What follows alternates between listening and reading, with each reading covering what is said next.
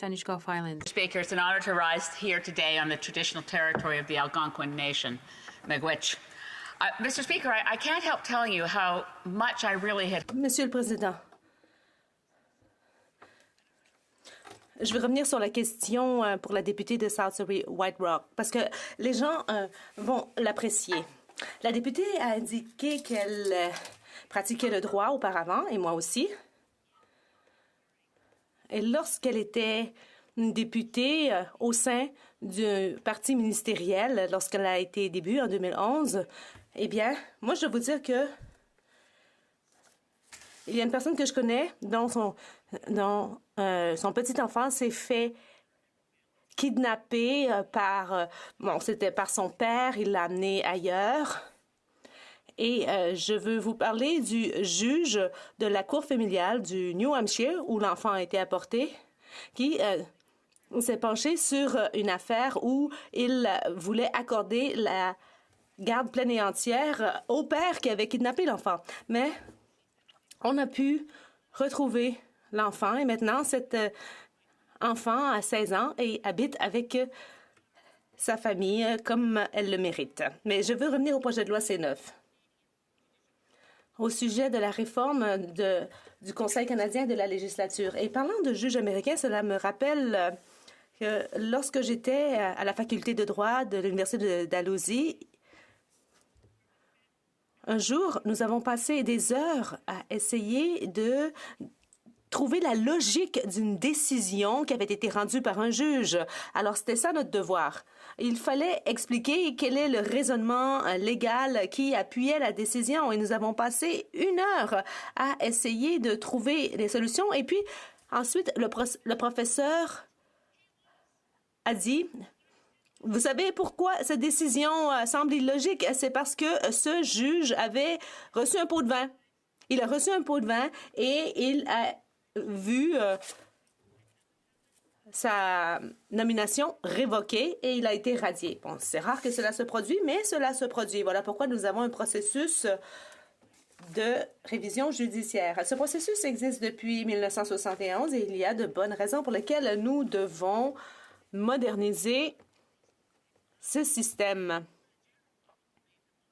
Bon, pour le public qui nous écoute aujourd'hui, il se peut que le sujet semble plutôt aride. Alors, je vais vous donner un exemple précis. Michel Gériot, de la Cour d'appel du Québec, 10 jours avant d'être nommé à la magistrature, avait été filmé en train d'acheter de la cocaïne sur vidéo. Bon, on dirait une histoire que Netflix présenterait, mais c'est la réalité. Le juge Giraud, en 2010, a fait l'objet d'une plainte auprès du Conseil canadien de la magistrature et il était très clair que lorsqu'on a affaire à un juge qui s'est fait filmer en train d'acheter de la cocaïne, eh bien, qu'on ne veut pas vraiment que ce juge siège à la magistrature. Cela nuit à la réputation du banc. En 2012, cette affaire a commencé et elle n'a pas pris fin avant 2021, au moment où la Cour suprême du Canada a refusé l'appel du juge Gériot. Alors, imaginez qu'il a eu toutes sortes de manœuvres, qu'il a employées, toutes sortes de manigances et tous les moyens possibles. Il s'est battu pendant toutes ces années. Alors, pour nous qui sommes avocats, nous savons qu'on peut se montrer créatif et que lorsqu'on est quérulent, on peut étirer la sauce. Et de plus, les contribuables québécois ont dû payer pour ces frais juridiques parce qu'il est juge et que c'était dans le cadre du régime de traitement des plaintes. Donc, le projet de loi C9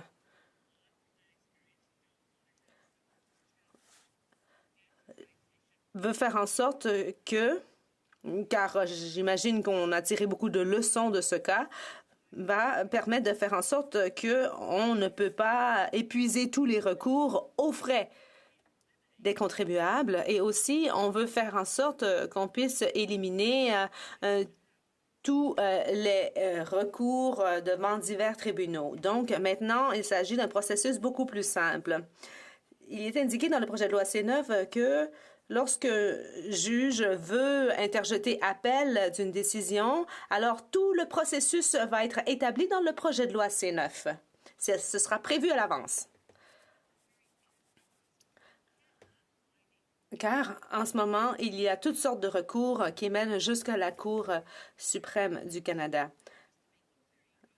Ainsi, il y a un agent de vérification et puis il y a un panel d'examen, un panel d'audience. Tout cela est prévu. Mais on n'utilise pas le système judiciaire habituel et le juge ne peut pas se tourner vers un autre tribunal. Mais en fin de compte, à la toute fin, il a le droit de se faire entendre devant la Cour suprême du Canada. De plus, on se débarrasse du fardeau financier qui doit être imputé aux contribuables. Donc, dans le projet de loi C9, il est indiqué que il y a déjà un mécanisme financier lorsqu'il s'agit des examens judiciaires.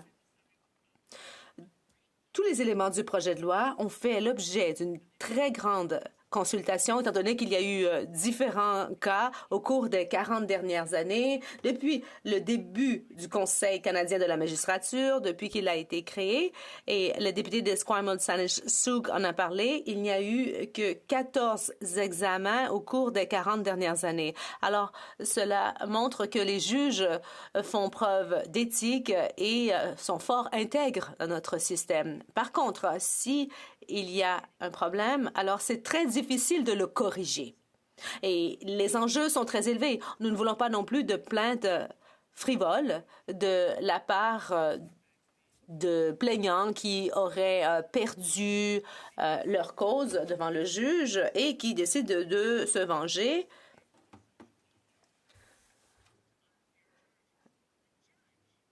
Le juge qui fait l'objet d'une plainte manifestement a des droits et doit avoir droit à un processus équitable. Donc, il faut qu'il y ait un juste équilibre et c'est bien reflété dans le projet de loi C9. De plus, on ne veut pas non plus éroder la confiance du public dans notre système de justice dans le cas où un juge ne répondrait pas aux normes en matière d'éthique telles qu'elles sont énoncées dans ce projet de loi. Et il y en avait déjà auparavant invalidité et conduite, manquement au devoir de la charge de juge, mais c'est assez traditionnel. Le juge se trouve dans une position où un observateur raisonnable, équitable et bien informé jugerait incompatible avec les devoirs de la charge de juge. Alors voilà les critères qui sont énoncés. Il me reste combien de temps? Alors, pensons aux avantages de cette nouvelle approche. Dans le système actuel, le choix était binaire. Soit le juge est révoqué ou le juge est maintenu à son poste. Maintenant, avec ces modifications, on se dit peut-être que le juge a besoin de suivre une formation plus approfondie, peut-être qu'il a besoin de counseling, peut-être qu'il a besoin d'un avertissement. Et maintenant, le juge peut aller chercher de l'aide. Alors, imaginez qu'il s'agit d'une profession qui est stressante et cela peut miner la santé mentale. C'est fort normal, comme pour tout le monde. Le projet de loi C9 permet aux juges qui vivent ces circonstances d'avoir droit à un traitement équitable tout en protégeant le public et les contribuables contre les juges qui seraient prêts à tout pour maintenir leur poste, même s'ils se font prendre sur vidéo en train d'acheter de la cocaïne. Donc, je vois que je n'ai plus de temps, mais j'espère que nous allons pouvoir adopter rapidement ce projet de loi. Les députés ont indiqué que ça fait longtemps qu'il existe, puisque sous sa version précédente, c'était S5 au Sénat, mais il est mort au feuilleton. Alors, je n'ai vraiment plus de temps cette fois-ci. Adoptons ce projet de loi. Merci. Questions et observations. La députée de Nanaimo, Lady Smith. Merci, Monsieur le Président. Non, je n'ai pas l'habitude d'avoir la parole en premier. Alors, je remercie la députée de Saanich Gulf Islands. J'ai été pleinement d'accord avec son discours et nous devons aller de l'avant pour apporter ces changements à la loi sur les juges. Bon, je suis une nouvelle députée, mais je dois dire que c'est un privilège pour moi de prendre la parole en chambre et chaque minute compte.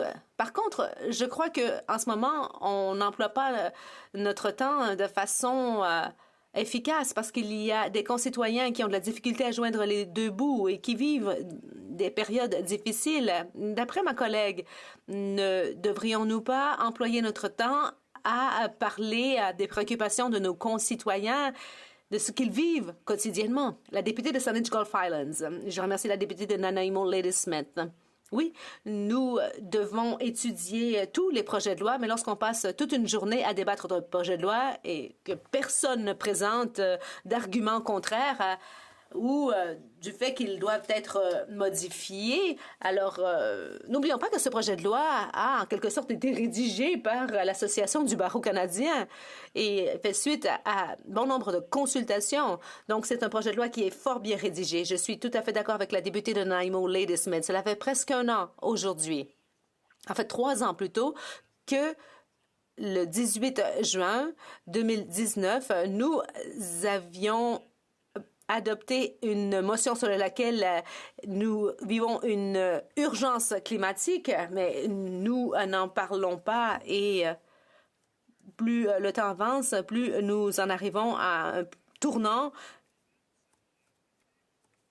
Abitibi, Bay James, Nunavik, EU. Merci, Monsieur le Président. Je remercie ma collègue de son discours. Je crois bien que ce projet de loi est quand même percutant. Puis ce projet de loi va permettre aussi de diminuer le milieu depuis un certain temps. Il permet aussi d'effectuer, de réduire la durée des processus. Il permet aussi d'instaurer un mécanisme qui va permettre de traiter les plaintes moins graves et qui sont davantage plus graves aussi, et aussi de permettre des comportements reprochés devraient être punis. Donc, au niveau du projet de loi, est-ce que ma collègue est d'accord afin qu'on puisse procéder rapidement à ce projet de loi? The honourable member, l'honorable député de Saanich Gulf Islands. Merci, Monsieur le Président. Merci à ma collègue de Abitibi, Bay James, Nunavik, EU. Je suis tout à fait d'accord. C'est bon, c'est un bon projet de loi, c'est bien préparé, c'est clair, c'est le résultat de peut-être plus d'une décennie d'études, de réflexion, et je pense que nous avons l'obligation de faire tous nos efforts pour pour accepter ce projet de loi aussitôt que possible. Questions et commentaires? Questions? Questions et observations? Le député de Larimer. Puis j'aimerais remercier la députée de Saanich Gulf Islands pour sa déclaration aujourd'hui. Je suis d'accord avec elle que c'est important. La lutte contre les changements climatiques, c'est le défi existentiel de notre génération. Mais j'espère qu'elle sera d'accord aussi, puis j'aimerais avoir ses commentaires sur l'importance que tout le monde travaille ensemble pour lutter contre les changements climatiques. Pour ce faire, il faut avoir la cohésion sociale. Et c'est très important pour les personnes, surtout des personnes en position minoritaire, des personnes racisées, qu'un tel projet de loi soit passé. Parce que ça va donner la confiance aux Canadiens de tous les backgrounds qu'ils seront rassurés que quand ils vont se présenter devant un juge, devant un tribunal, qu'ils seront respectés pour la cause qu'ils sont en train de soit défendre ou se défendre et pas être préoccupés que le juge a un préjugé inutile qui peut nuire à la justice. L'honorable député de Saanich Gulf Islands, dans 20 secondes au moins. Là. Oui. Merci, Monsieur le Président. Merci à mon ami de Hall-Aylmer.